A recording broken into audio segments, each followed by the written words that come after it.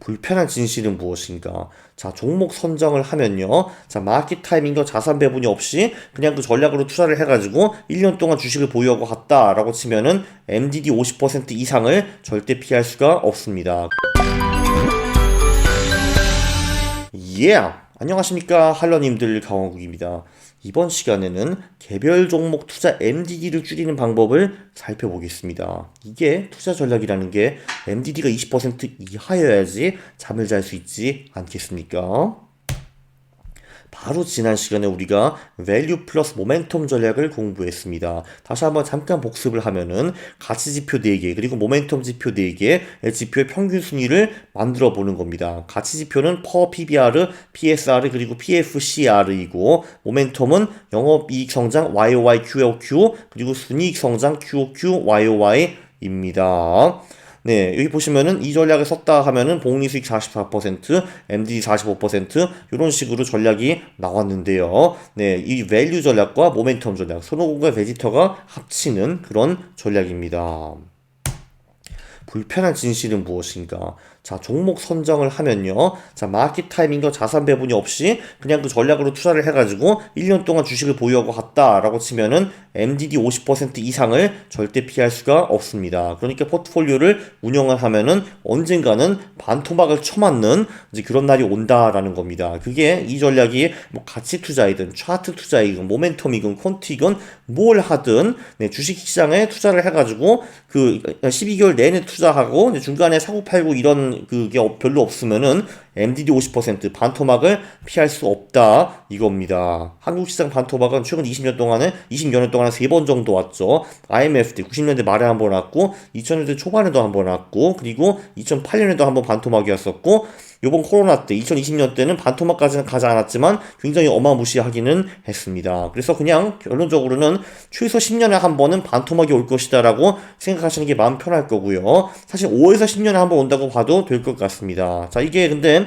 투자 금액이 짤짤이 수준이면 별로 상관이 없습니다. 제가 2008년에 한번 굉장히 큰 MDD를 쳐맞았는데 그때 제가 가진 돈이 뭐 1000만원, 2000만원 그 정도밖에 안 됐습니다. 그러니까 뭐 1000만원에 뭐 50% 쳐맞아도 500만원이 잃는 거잖아요. 그러니까 사실 돈도 아니기 때문에 별로 상관이 없습니다. 그런데 이게 억 단위, 10억 단위 넘어가면은 차원이 달라지죠. 자, 여러분이 그 애써서 막 10년, 20년 노력을 해서 10억을 모았습니다. 그래서 막 강원국이 좋은 전략이 있대, 밸류 포메스 모멘텀이래 해가지고 딱 들어갔는데 그런데 50% MDD를 쳐맞았어요. 그러면 10억이 5억이 되는 겁니다. 자, 그럼 여러분들이 잠을 제대로 잘 수 있을까요? 못 잘 겁니다. 이게 좌절을 하겠죠. 네. 지난번에도 강조했지만 맞기 전에는 다 전략이 있습니다. 피콜로도 이렇게 쳐맞은 후에는 전략이라는 깡그리 까먹었을 겁니다.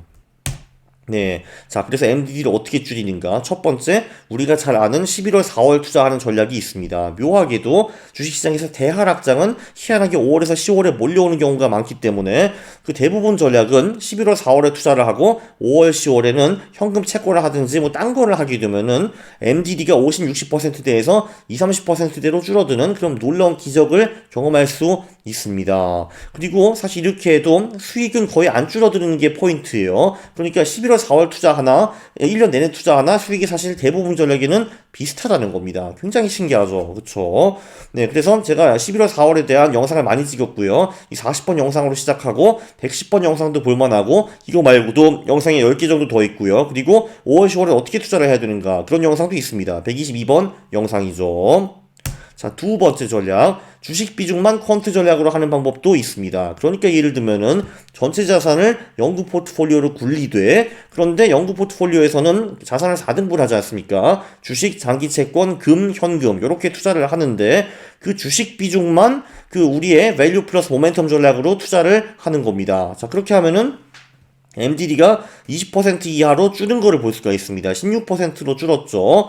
그리고 여기서는 지금 그 미국 국채를 해칭해서 투자했다고 가정을 했는데 해칭 안 하고 그냥 달러화로 투자를 했으면은 아마 MDD가 좀 더 줄일 수도 있지 않았을까 그런 식으로 추측을 좀 하는데요. 그거는 확실치 않습니다. 자, 근데 불만은 무엇이냐? 조금 전에 우리의 밸류 플러스 모멘텀 전략이 44%짜리 전략이었는데 물론 백테스트라 하더라고요.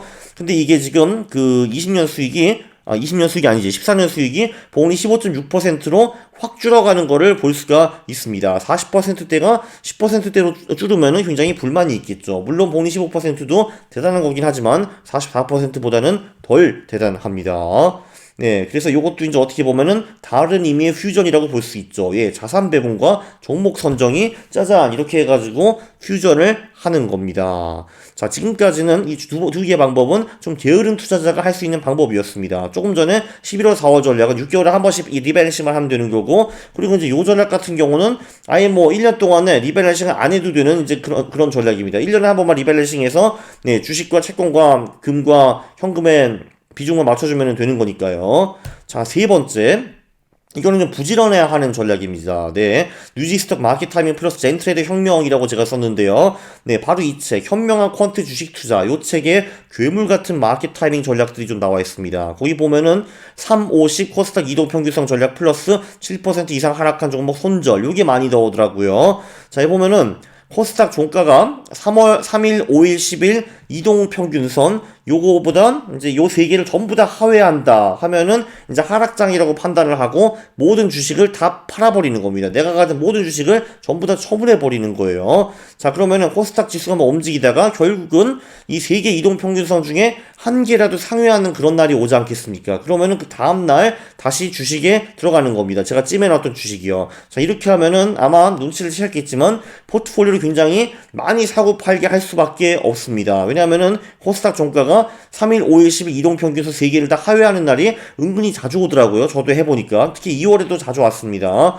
자, 그러면 이때 주식을 싹 팔아치게 되고, 게다가 또 우리가 산 주식 중에서 7% 이상 떨어진 주식이 있으면은 거기 또 손절하는 그런 전략이 있습니다. 그럼 생각을 하시겠죠. 아니, 도대체 그 엄청난 거래 비용을 어떻게 이제 부담하라는 거야? 말도 안 된다라고 생각을 하실 텐데요. 자, 그거를 바로 이제 닥터 퀀트 시스트레이더 79 그리고 뉴지스톡 크루가 백테스트를 한 겁니다. 참고로 이 책에 대한 독후감은 455번, 462번 영상에 나오고요. 네, 괴물 전략의 성과를 한번 보시겠습니다. 그 책에 보면은 뭐 신마법 전략, 뭐 F스코어 전략, NCAV, 피터 린치, 드리만, 슐러스, 존 네프, 켄 피셔 이런 전략들이 다 있거든요. 자, 요게 이제 1년 내내 투자를 하고 마켓 타이밍을 하지 않은 전략들입니다. 네, 보시면 복리 수익이 8%부터 21%까지 다양하게 있는데 MDD는 보시면은 뭐 가장 낮은 전략이 40%, 높은 전략은 60%를 넘어가는 거를 볼 수가 있습니다. 이게 사실 정상이죠. 주식 시장에 12개월 동안 마켓 타이밍 안 하고 자산 배분도 안 하고 그냥 남아있으면은 이 정도 MD를 쳐맞는 것이 당연한 것입니다. 자, 그런데 이 책에 나오는 바로 이 기적 같은 마켓 타이밍 전략을 사용했더니만 복리 수익도 엄청나게 점프하는 걸 볼 수가 있고, 그리고 MDD가 전부 다 20% 이하로 갔다는 거를 볼 수가 있습니다. 대박이죠, 대박. 그쵸? 네, 정확한 전략은 이 책에 정확히 나와 있습니다. 어떤 파라미터를 어떻게 설정하고 뭐를 뭐 넣고 이런 게 다 나와 있거든요. 그건 이 책을 한번 직접 보시기 바라고요. 왜냐면 이게 8개 전략마다 좀 미세하게 조금씩 다른 것이 좀 있기 때문에 책을 직접 읽으세요. 그런데 포인트는 뭐냐? 마켓 타이밍을 쓰기 전에는 MDD가 전부 다 40%에서 60%대였는데 그런데 MDD가 마켓 타이밍을 쓴 후에는 20% 이하로 줄어들었다. 대박, 기적이다 라고 생각을 할 수가 있습니다. 그리고 심지어 복리 수익은 더 올랐고요. 자, 근데 문제가 뭐냐면은 보셨다시피 코스닥 3일, 5일, 10일 이동평균을 보고 코스닥 지수가 그보다 하회해버리면 무조건 다 팔아야 되거든요. 모든 주식을. 자, 이런 식으로 그 사고 팔다 하면은 평균 주식의 보유 기간이 3에서 4일밖에 안 된다고 합니다. 그 일주일 내내 사고 팔고 이거를 해야 되는 거예요. 그래서 이거는 절대로 전업 투자자가 아닌 이상은 실행을 할 수가 없습니다. 누가 직장에 앉아가지고 나 20개 포트폴리오인데 다 팔자.